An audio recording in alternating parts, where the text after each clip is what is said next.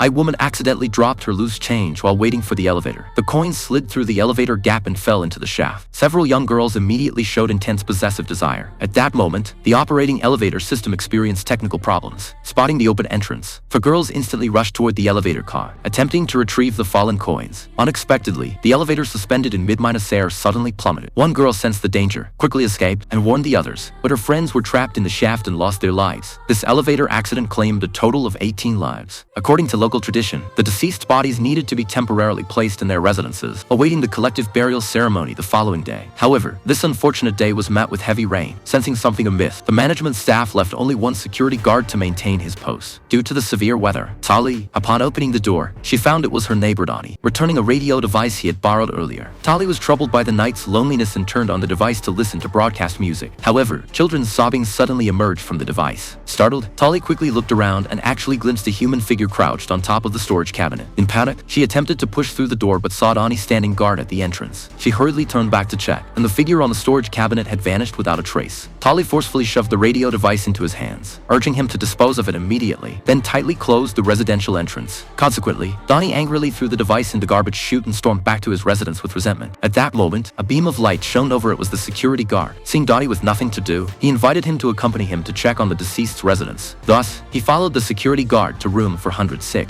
Meanwhile, the dark building was eerily silent. This mysterious atmosphere particularly excited three mischievous children. When they reached the property manager's residence, the door opened with a gentle push, so they walked straight in. They discovered numerous images of buildings hanging on the walls. Puzzling lie, before this building was constructed, this site was actually a vast cemetery. All the tombstones faced toward this building. At this moment, Tali, alone at home, constantly felt that she wasn't the only one in the room. But whenever she turned to look, she found it was just her own paranoia. Little did she know that this building's address numbers were all designated according to the original grave markers. In other words, each residential unit corresponded to a burial site. Every 20-9 years, those displaced spirits would return. Tali seemed to sense something unusual and immediately panicked, intending to wash her face with cold water. However, as soon as she splashed a handful of water, the residence instantly became dilapidated and broken, resembling an ancient underground tube.